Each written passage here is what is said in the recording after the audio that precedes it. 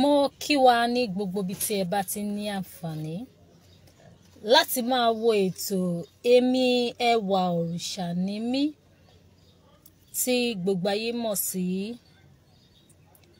Ajíhìnrere Ìṣẹ̀ṣe Adébùsọ́lá Ìgù Tómísìn.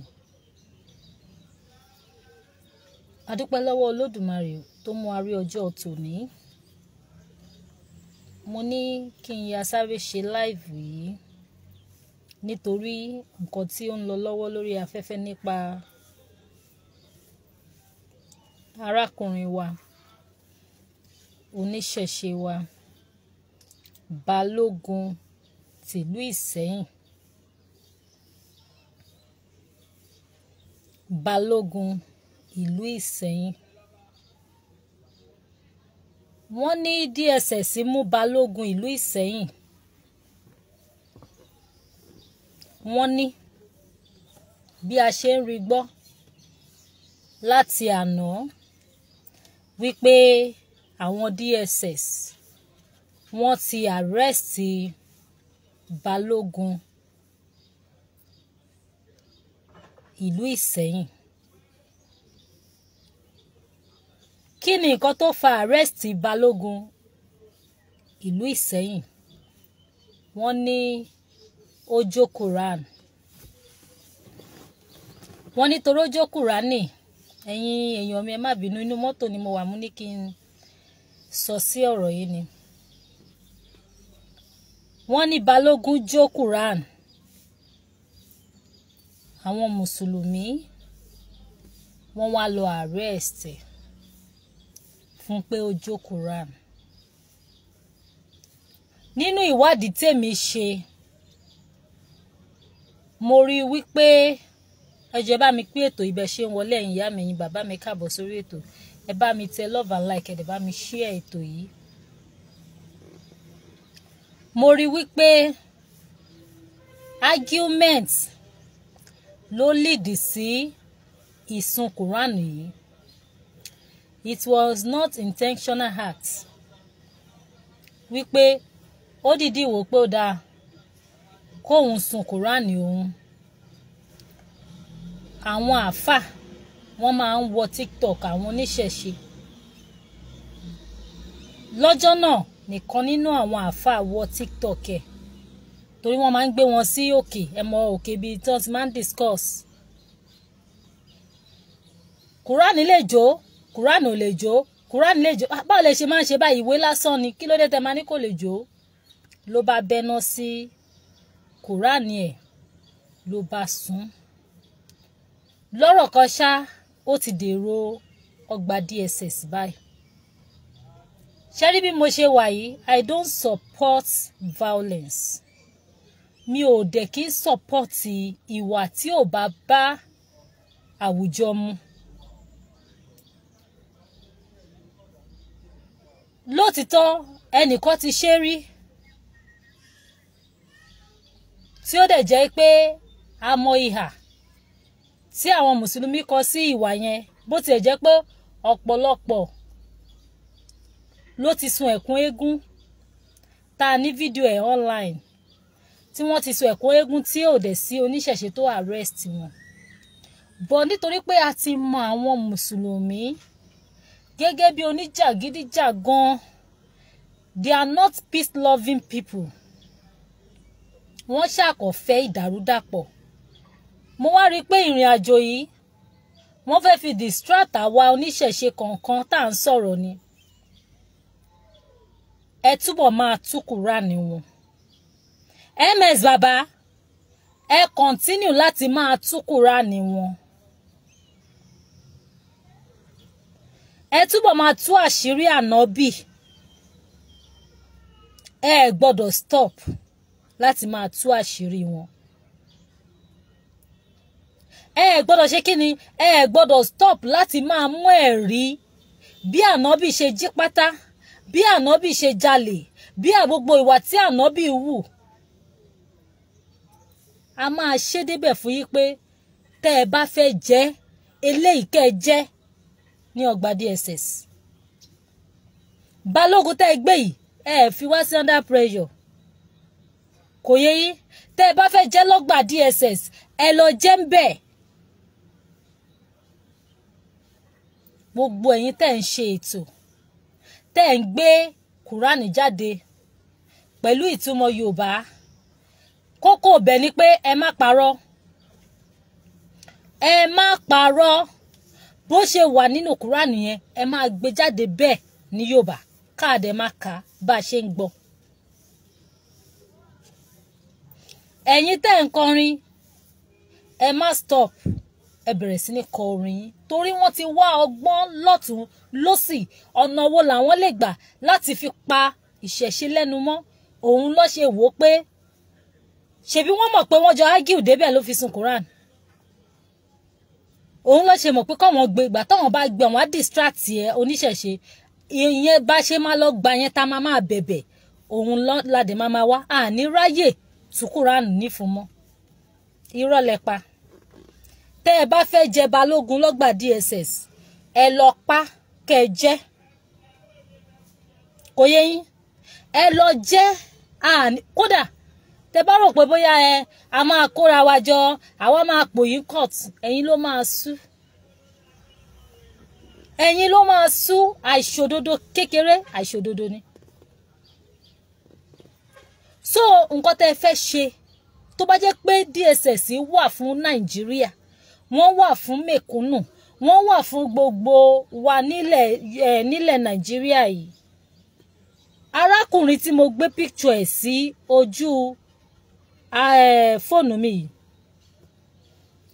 ọjọ́ tó ti flag Palestine flag tó ti flag ẹ̀ up ó yẹ kí wọ́n ti arrest ẹ̀ immediately. Ọjọ́ tó ti gbé Palestine tó ti gbé flag Palestine dání. Ẹ jẹ́ bá mi pín ètò yìí bàbá mi Alẹ́ Adéwálé ẹ káàbọ̀ sórí ètò bàbá mi Ọláwúwo Ìjíògbè ẹ káàbọ̀ bàbá mi ẹ bá mi pín ètò yìí. Ọjọ́ tí Mufutau Ìwó tó ti flag up Palestine flag lórílẹ̀‐èdè Nàìjíríà ǹjẹ́ rí kí nǹkan ṣẹlẹ̀ ǹjẹ́ rí kí lábẹ́ òfin Nàìjíríà kò fàyè gba irú ẹ̀.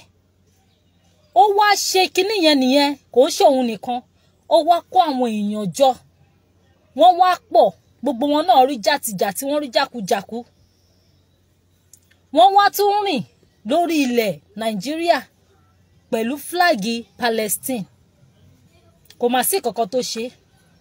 Ẹ̀yin DSS tẹ́ ẹ lè lọ mú èèyàn pósù Kùránì tó rà ẹ lọ mú ẹni tí ó ń gbé flagi Palestine dání nínú Nàìjíríà ẹ lọ mú ìgbà tó jẹ́ pé gbogbo ẹ̀yin DSS yẹn mùsùlùmí ni yín.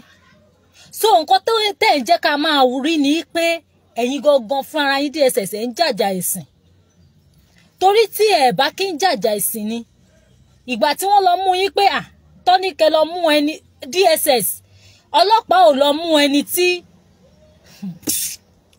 in fact ṣe rí ìlú wa yìí ibi tí ẹ máa bá dé ó máa lápẹẹrẹ.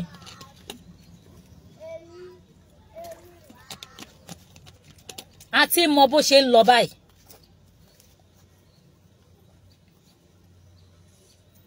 Yes, Governor Adeleke mo rí fídíò yín kan níbi tí ẹ ti lọ kí Mufutau nílé nígbà tẹ́ ń campaign. Ṣé ọ̀ǹtún ló fún yín tàbí ó bá yín pèrò sọ́kọ̀? Nọ́mbà vote mélòó lẹ rí nínú Ìwó tí Mufutau tó dẹ̀ joyè dàlúrú tó ń da orílẹ̀-èdè wa rú débi pé ó ṣe fídíò kan recently tó ń ṣépè pé gọ́vnà àbí pátì tí ò bá support sharia court táwọn gbé dání báyìí ló máa rí fún with confidence.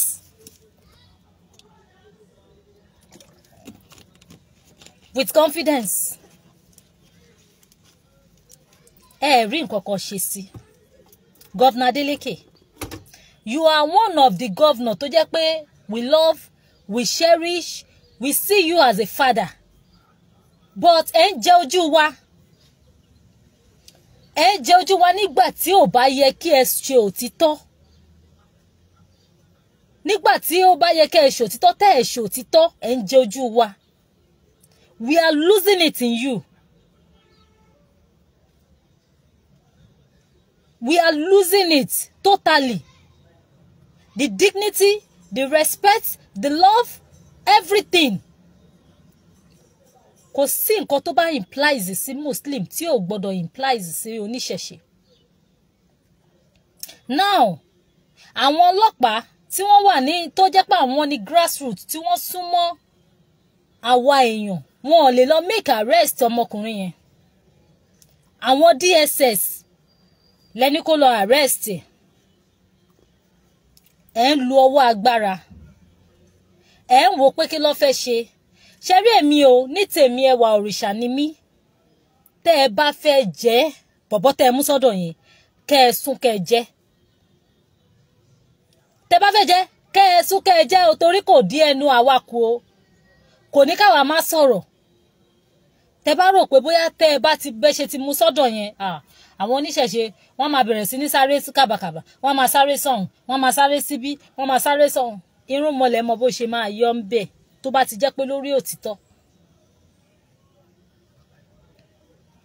Tó bá ti jẹ́ pé lórí òtítọ́, irun mọlẹ̀ mọ bó ṣe máa yọ ń bẹ̀.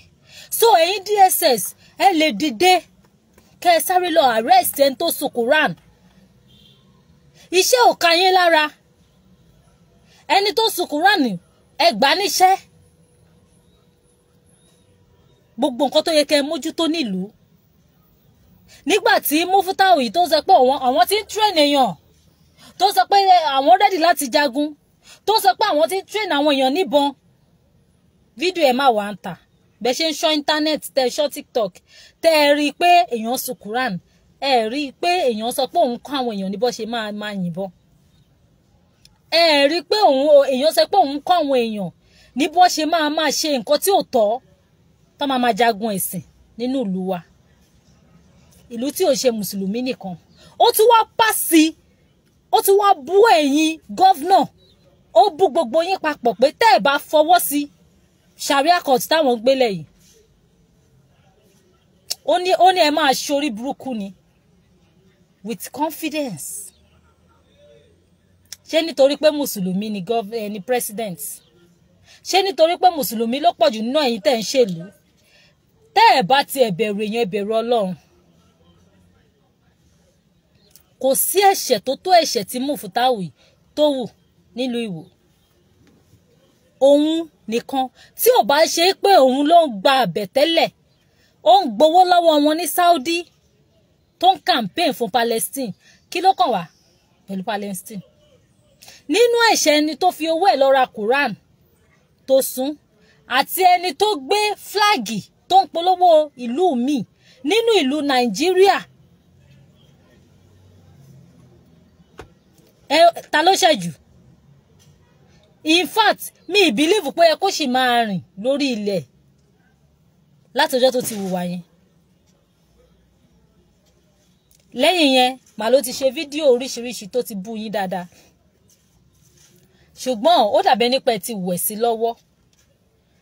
Torí tẹ́ ẹ̀ bá wẹ̀ sí lọ́wọ́, ẹ mọ̀ wípé ẹni tó tọ́ fún yín láti arrest ni Mufutau. Ẹni tó yẹ kẹ́ ẹ lọ arrest òun ni Mufutau. Ẹ wo bó ṣe ń da ìlú rú. Ẹ wo bó ṣe ń da ìlú rú. Ẹ wo bó ṣe ń dá wàhálà sílẹ̀. Ẹ wo bó ṣe ń po gbogbo ẹ̀ pọ̀. Àwọn mùsùlùmí ìmí gan wọ́n lòdì sí gbogbo ìwà tó ń wù.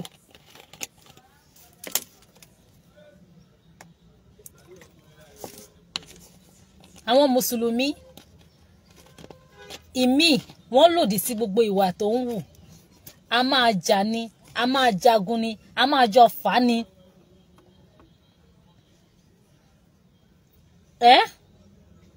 Ẹ̀yin DSS, iṣẹ́ gidi wà ńlẹ̀ fún yín láti ṣe. iṣẹ́ gidi ó kúnlẹ̀ fún yín láti ṣe ju yí pé kí àwọn mùsùlùmí máa lò yín fún nǹkan tí ò mú ọpọlọ wá, tí ò mú túmọ̀ wá, tí ò wúlò. Ẹ wo bórílẹ̀-èdè wa ṣe rí, ẹ wo gbogbo nǹkan tó ń ṣẹlẹ̀ ń bẹ̀. Ṣafẹ́ wá sọ pé ẹ̀yin DSS lẹ́ ń kí Mofutau lẹ́yìn tó fi confidence ń ṣe gbogbo nǹkan tó ń ṣe nílùú Ìwó. Torí ẹ̀ lè ní ká má sọ̀rọ̀, èmi máa sọ̀rọ̀. Kò sẹ́ni tó lè dí mi lẹ́nu kí n má sọ̀rọ̀, má sọ tèmi. Ṣafẹ́ sọ pé ẹ̀yin lẹ wà lẹ́yìn Mofutau tó fi ń ṣe gbogbo nǹkan ẹ̀yin DSS. Tó jẹ́ pé èèyàn ṣe nǹkan tó tó yìí, èèyàn flagi Palestine nílùú Nàìjíríà. Offense tó ju offense lọ, ẹ̀rí kọ̀kọ̀ ṣe sí. Èèyàn wá lọ sọ́jà ó ra Quran, ó wá sun Quran ẹ̀. Ẹ wá lọ arrest ẹ̀, ẹni ó ṣẹ̀. Ìgbà tó tiẹ̀ fi ẹ̀sùn yẹn kàn yín, tó fi mú ẹjọ́ yẹn wá fún yín ní ọgbà DSS. So mọ̀ bẹ́ẹ̀ ṣe fẹ́ sọ òtítọ́ fún ẹni tó gbé kèsì fún yín. Nínú ọ̀rọ̀ ìṣẹ̀ṣe, oníṣẹ̀ṣe àti mùsùlùmí ó ti di equal. Wọ́n sọ̀rọ̀ sí wa, àwa náà sọ̀rọ̀ sí wọn. Wọ́n pè wá ní ohun tá jẹ́, àwa náà dẹ̀ bú wọn. Nǹkan tí wọ́n dẹ̀ ń sọ tí àwọn oníṣẹ̀ṣe dẹ̀ ń gbé jáde kedere, nǹkan tó wà nínú Quran ni. Gbogbo ẹ̀sùn tẹ́yin fi ń kàn wá pátápátá kò sí tó wà nínú nǹkan táwa ń ṣe. Ṣùgbọ́n ẹ̀yin olófin, ẹ̀yin aṣòfin ilẹ̀ Nàìjíríà, nǹkan tó bá yẹ kẹ́ ẹ máa involve ara yín bẹ́ẹ̀, òun ni kẹ́ ẹ máa involve ara yín o. Àwọn ìrégbè tí ó jẹ́ pé kò mú ọpọlọ wá, àwọn nǹkan tí ò mú ọpọlọ, ẹ má jẹ́ kó máa lò yín fún. Ẹ má jẹ́ kó máa lò yín fún. Èèyàn lọ ra Quran, èèyàn méjì argue. Quran lè ṣe é sun, kò ní ṣe é sun. Paper ni, paper kọ́, wọ́n dẹ̀ sun Quran, ẹ dẹ̀ lọ gbé, ẹ dẹ̀ arrest ẹ̀. Kọ́ máa sọ pé agency wo ló ṣe, kọ́ máa sọ pé DSS. Láì ṣe pé ó lọ kówó jẹ, láì ṣe pé ó lọ jalè, láì ṣe pé ó fàdíyà. Ẹni tó wá ń flagi, tó wá gbé flagi ìlú mi, ẹ wo nǹkan tó tún kọ sí, ó ní occupied Palestine land. Ṣé Palestine land láwa yìí? Ṣé Governor Adeleke? Ṣé Palestine land láwa yìí? Ó tún wá dú statement kan torí mo gbé sí orí page mi. Ó tún wá dú statement kan lọ́jọ́ náà wípé àwọn brothers, àwọn sisters Palestine ẹ wà assured